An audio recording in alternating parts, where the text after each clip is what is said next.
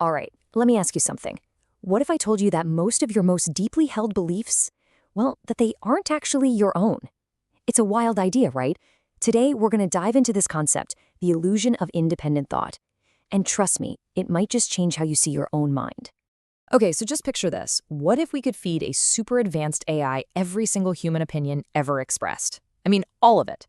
And what if, after crunching all that data, it came back with a bombshell discovery that your most cherished beliefs, the ones you think you've reasoned your way to, weren't from reason at all, but were just inherited? That's the really provocative idea we're tackling today. And this whole idea, well, it leads to a pretty blunt and honestly, a kind of shocking conclusion. And it's really the core of what we're talking about. Most people don't think, they copy. Now hang on, this isn't a knock on anyone's intelligence, not at all. It's about how our brains are wired. The idea here is that our thinking process might be less about original creation and way more about just social replication. Okay, section 1, a shocking AI finding. So let's start with what the data would hypothetically show. If we really did let an AI loose on all our opinions, what would it actually find? The answer? Well, it might just shake up how you see yourself. So, what's the big discovery from this AI analysis?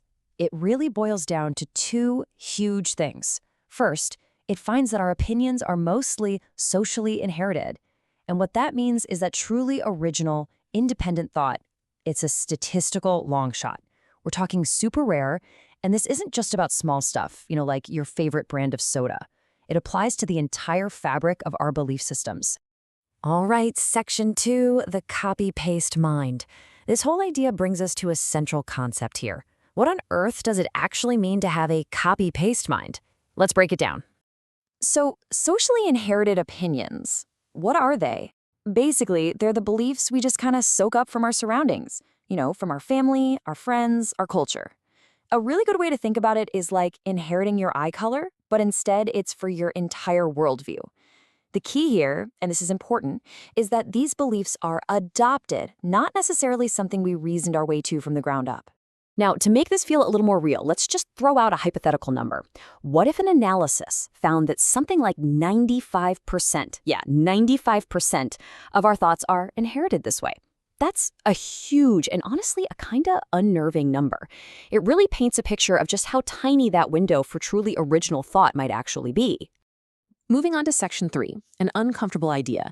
And look, if this whole concept is making you feel a little uncomfortable, you are definitely not alone. So let's actually dig into that. Let's explore why this idea is so hard for us to swallow. So why is it so tough to accept? I mean, really, it's because this isn't just challenging one of your opinions. Nope. It's challenging your very identity. It cuts right to the core of how we see ourselves as unique individuals.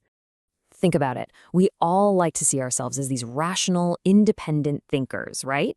We have this picture in our heads that we arrive at our conclusions through our own careful thought and deep analysis. So the idea that we might just be echoing our social groups, man, that's a direct attack on that self-image. And this is really the heart of the internal conflict, isn't it? On one hand, you have how we want to see ourselves, independent, rational, intelligent. But on the other hand, you have this challenging idea that maybe we're more of a copier, more socially influenced, even a little bit tribal. That is a really tough contrast to try and bring together. Okay, section 4, tribe before truth. This is where things get really interesting. So, if our opinions aren't always about a search for what's true, then what's really driving them? We're about to get to the very heart of the matter. Seriously, just pause and think about that for a second. What could possibly be more important to our brains than being factually correct? What force is so powerful that it could just push aside our desire for truth? Well, the answer is actually surprisingly simple, and it all comes down to a really powerful little equation. Group identity is greater than truth. This suggests that the main job of our beliefs isn't always to be accurate. It's to send a signal that we belong. Yep, keeping our spot in the tribe is often a way stronger psychological driver than actually being right. And that leads us to our final section, section 5, the other people problem. This really is the last piece of the puzzle. Because if this is all so common, why don't we ever seem to notice it in ourselves? This is all about the cognitive bias that keeps this whole illusion of independent thought going. So, How does this whole thing, this widespread phenomenon, stay so completely hidden from our own self-awareness? Well, it's kept alive by a really common and very human psychological quirk. It really all comes down to this. Everyone thinks others are the sheep. Isn't that something? We are absolute experts at spotting conformity in people who disagree with us, but we have a gigantic blind spot when it comes to seeing it in ourselves. You can just imagine the paradox, right? If you ask 100 people, hey, who are the conformists, the sheep? 95 of them are going to point at other people. We almost never point the finger back at ourselves. And it's that exact bias that lets all of us walk around feeling like super independent thinkers, even when a lot of evidence might suggest something else entirely. And so, that leaves us with one last big provocative thought to chew on. If the main job of your beliefs is to protect your identity and secure your spot in your tribe, then are they truly yours? Or are we all just caretakers for ideas that actually belong to the group? Something to think about.